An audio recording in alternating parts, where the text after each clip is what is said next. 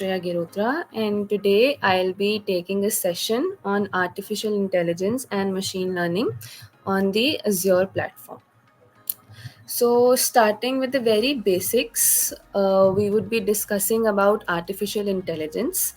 What is artificial intelligence? Artificial intelligence, simply put, is the simulation of human behavior into machine behavior.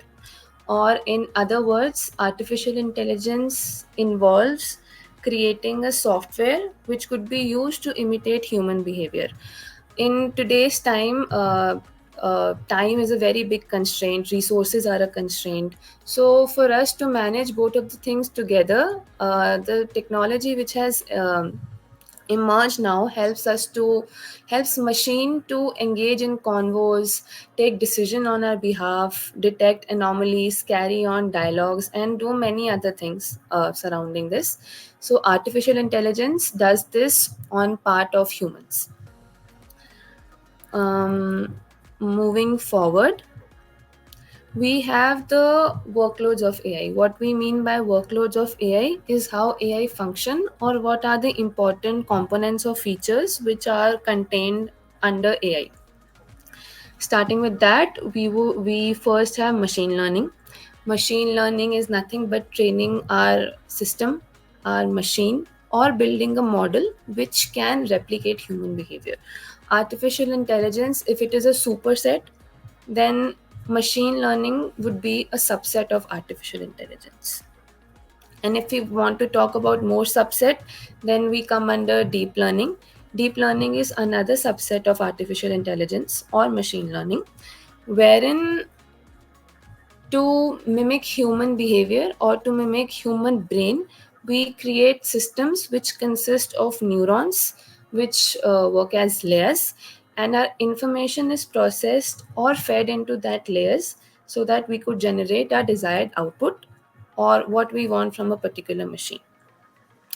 Next up, we have computer vision, or in other words, the eyes of a computer. We humans can't be present everywhere, so what we need in that place is a machine to detect what is happening in our surroundings, to assess it, to recognize it, and to understand it. Next up, we have natural language processing, which involves the analysis of our speech or everyday conversation or things that we have with each other. And similar to that, we have our conversational AI, which primarily revolves around chatbots and other features, but it has specialities of text recognition and how a user interacts with the machine. Moving forward, we will now be discussing machine learning and the various aspects of machine learning. Simply put, machine learning is a method which can be used to analyze, and once it has analyzed, it can be used to make prediction on the basis of analysis. See, data is very vast. Nowadays, it is said that data is equivalent to gold because the potential and the value it holds is immense. So, using that data, and that data is enormous, we can't sit down and bifurcate what is happening here and what is happening there. If we want to talk in our family, then we can list down a set of features or a set of details, and then we can simply understand that yes, in a group of 5 people or in a family of 5 members, these are the features. This could likely happen if we don't follow this or if we don't follow that. But if it comes to a very large level, if it comes to the level of, say, a university or college, or maybe the surrounding that we live in, we can't sit back and analyze every aspect of data.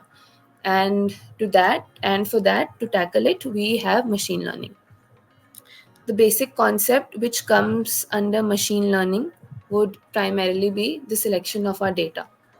Our data should be concise, it must be structured, it must be labeled, it should contain what features we want to analyze, what features we want to assess.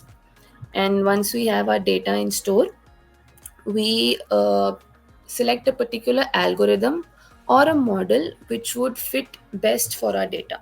Sometimes we might require to We might have a data which we want to classify into, say we have a data of flowers, we want to classify into which category it belongs to, that it has a particular scientific name, what would be a local name. And we have text to image processing, that I have a sheet of paper, I don't know what is it in it, it might be in a language which I don't understand, it might be in Spanish, French, or something else. So I build a system that could recognize that what is this particular language, and translate it for me in the language which I understand. So that would be our algorithm selection. The next would be to train our data. Without training our data, we will not be able to tell our machine what we require from it, what we are feeding it, and what kind of output we desire. So, training data is the most important part of machine learning. How our machine is going to analyze the data, how it is going to see what features it contains, and on the basis of that, how it is going to analyze it. That would contain in our training model. The next would be the other aspects of data, which would be overfitting and underfitting, which are generally terms for analyzing the data, not useful in how what output comes. It determines how the output comes, but it is not a part of the output. Next, we have the applications of ML, which includes image and speech recognition, recommendation systems, as for music recommendation system, books recommendation system, healthcare, on disease prediction, on taking symptoms and analyzing a disease, understanding healthcare reports, X-rays, MRIs to detect what kind of disease may be present um, in the data that we have fed, and in finance for building edtech or finance tech solutions. So first up, we have deep learning. When we talk about deep learning is a very advanced, a very developed aspect of machine learning. Deep learning simply mimics the neural network which is already present inside the human brain. The human brain consists of many neurons which are connected from one point to another, and there is data transmission from one end of the neuron to the starting point of another neuron. So, to mimic that behavior, we create deep learning models. In deep learning models, our main aim is to enable our computers to discover patterns and make decisions from the vast amount of data, which may be structured or unstructured. In our deep learning, we aim to create a network similar to the human brain neuron network, wherein we have many layers. Some of them may be hidden, some of them may be visible. We try to create layers. We feed our input data into the first layer, and via the network of layers which are present into it, it processes the data, and at the end layer, at the output layer, it generates an output which tells us what our system has done or what kind of predictions it has made. Next up, we have computer vision. Computer vision is nothing but it helps us to see the world from the eyes of AI, not human but AI, and make sense out of it as to what is happening in our surroundings, um, why a particular thing is happening, just a replacement of a human eye. The main aspects which are contained in computer vision are image detection. What kind of image is this? What is this image doing? Further up, we have object detection, that from a set of image, if we want to recognize that this is the image of a car, this is the image of a bus, or this is a roadway, this is a train, these are mountains, these are rivers, then for that purpose we have object detection. Under one image, we can classify up to many objects. It depends on how well our model is trained. Next, we have image analysis, which is a combination of image detection and object detection. It tells what kind of aspects are present in our images. Next, we have face detection and analysis. Face detection and analysis is essentially useful for human beings. It tells us without taking audio inputs, that what kind of expression or what kind of emotion a human face is expressing. This is also based on how well we feed our data, how many expressions, how many image data we feed into our system. And the last would be optical character recognition, which is the OCR. Next, we have NLP, which is natural language processing. Natural language processing is essential to recognize patterns from our data, patterns from our text data to be specific, read our documents, and analyze what is written into it, how it can be useful to generate more data out of it, or how can it assess human beings who are visually impaired, who are not gifted with the power of vision, to understand things on their behalf. It can also enable us to interpret spoken language, which otherwise may not be difficult, which may be difficult for us to comprehend. Like if you speak Spanish and I don't understand Spanish, then NLP would help me to understand Spanish on my behalf and give me an appropriate translation for it, or vice versa. It can also be used to determine actions as to what is written in our content or what is written in our document, to read it and make decisions on our behalf. The main parts of NLP would be text analysis and entity recognition. It is generally performed over raw text to understand, to comprehend what is written on the text. Sometimes the text may be hazy or not very well legible for us to understand, but on the basis of machine learning, we will be able to understand what is written at what place. Sentiment analysis. Sentiment analysis is a very important part of NLP, which is useful in both speech as well as emotion recognition.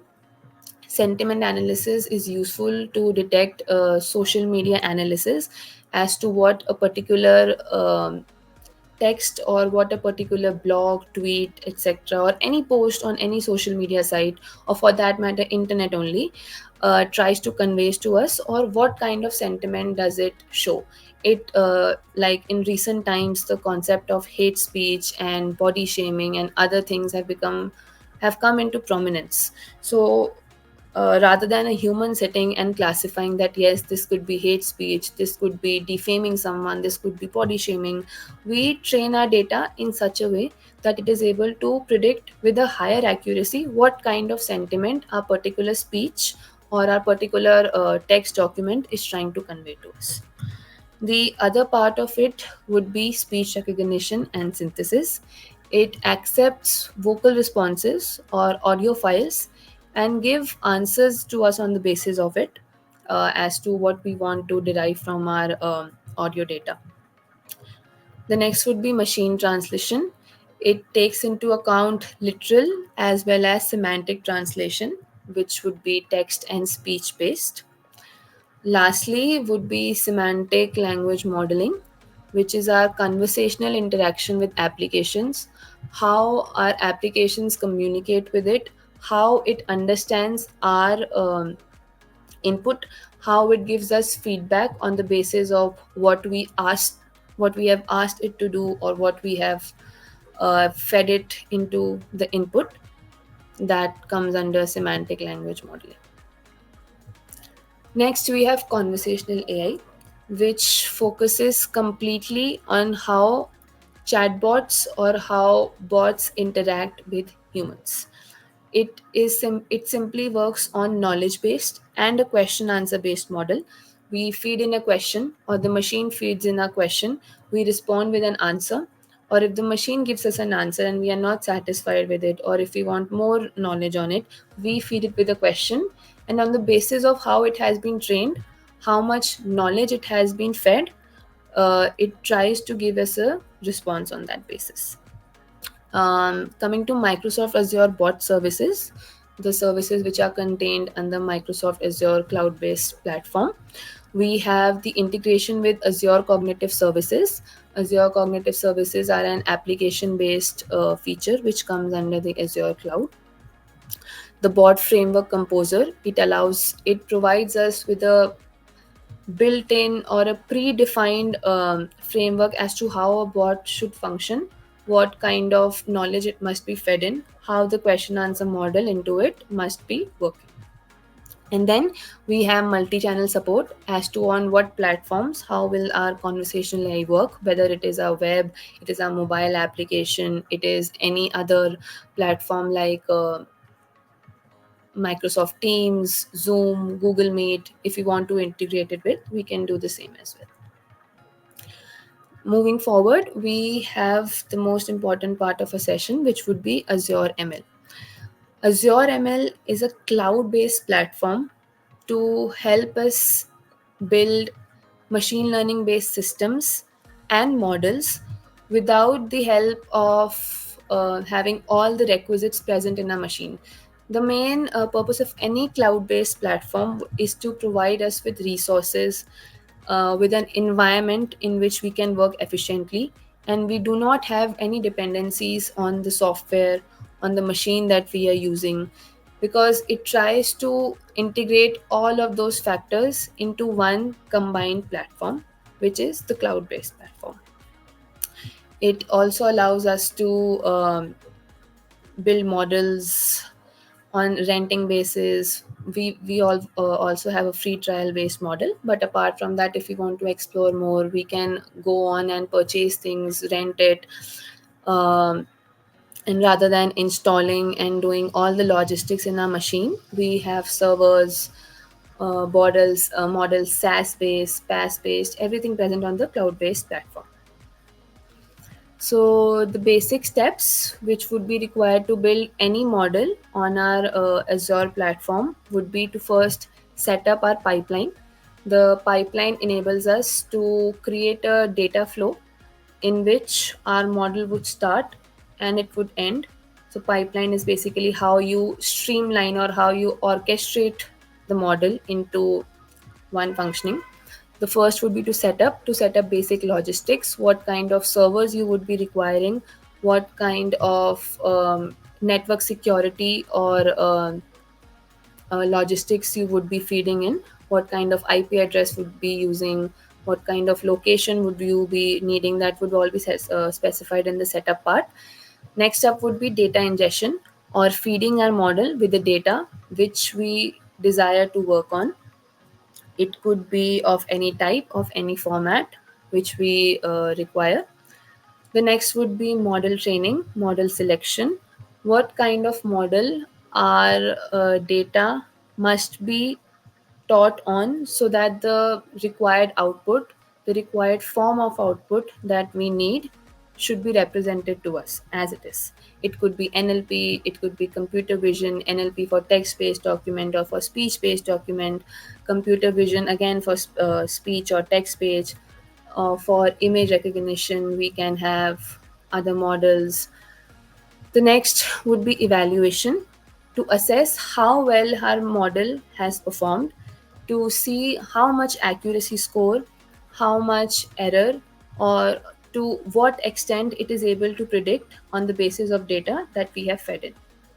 The last would be when there is limited error, when there is a high accuracy, and when all of the features or all of the EDA would have been performed on our model, we deploy it so that others may be able to use it. Or when we want to use it for our own purpose, we want to achieve a particular target, we are able to do it by deploying our particular model. The services which Azure Cloud Platform provides us would be primarily machine learning, which gives us a platform for training, deploying, evaluating, and managing our machine learning models, whatever we have built, whatever we require to assess or to predict. The next would be cognitive services, which includes a set of services which developers might require to build a solution. The next would be Azure Bot Services, which comes under our Azure Conversational AI services, which is a platform which provides us to build conversation based or chatbot based solutions, which might be useful in some websites that we are creating, in a model that we have created, which requires continuous feedbacking and loop based feedback systems, or to seek knowledge as to how our model is working, what can be improved. If the user has any doubt, then our bot service can tackle it efficiently. Now, apart from it, some drawbacks or some things might always come into picture, which are the risks associated with AI. AI is not 100% accurate, even if we want to make it. There might be some kind of error always associated with any kind of artificial intelligence system. Sometimes biases can affect our result. Our result can be biased towards one end rather than the other end, whereas when we'll be requiring the answer for a particular type, it would be giving it some other answer, which is not what we desire out of a AI system. Apart from that, errors may cause harm into our output. If there is some error, or there is some data entry error, there is some overfitting error, there is some noise in our data, then it can eventually affect our output as to how our machine is responding to the data. Sometimes the data may even be exposed. You may want to fill your username or password into some particular website, but you may not be sure how it would be processed at the back end, how your data that you have fed in would be kept safe or not. So that comes as a drawback to AI. Sometimes the systems may be complex, or who is liable for the AI driven decision, it may not be under our control. But some principles which allow us to avoid these risks of AI are the principles which govern AI and make it efficient and worthwhile and make it working, would be the fairness that it provides. The fairness it provides could be that it quantifies the extent to which a feature may affect our result or not, how much a feature which we are working on can affect the result, how much, to what accuracy can it give us a result. All of it could come under the principle of AI. The next would be reliability and the safety that comes with AI. How well we have trained our model, how much rigorous testing we have done on it, how much we have tried to improve our accuracy score would automatically add to the reliability of our data. That how much can we rely on a machine to give us an accurate result. The next up would be privacy and security. How the new data which comes into the system, or if you give any input to the machine, how well it deals with it, how it has mechanisms to protect your data, to enhance the security, and to keep it safe from outside attacks, from uh, cyber attacks, or maybe attacks into the servers or the machine itself. The next would be inconclusiveness, which would inclusiveness. I'm sorry, inclusiveness would include how well it engages with people, how it tries to take the entire community, the entire decisions, and the entire feedback which someone gives to AI, how well it understands and how well it implements it without being biased to one particular decision or to another. That would come under inclusiveness. The next would be transparency. How well understandable, how much less complex, or what are the limitations, or what are the consequences or the pros and cons to a machine, how it functions. It must be absolutely transparent to the user as a principle of AI.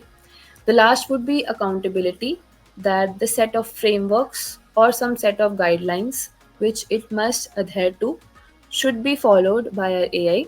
It could be certain norms specified by government. It could be certain frameworks by the organization for which it is working, or for under which it has been deployed, that the frameworks and the rules that AI must follow.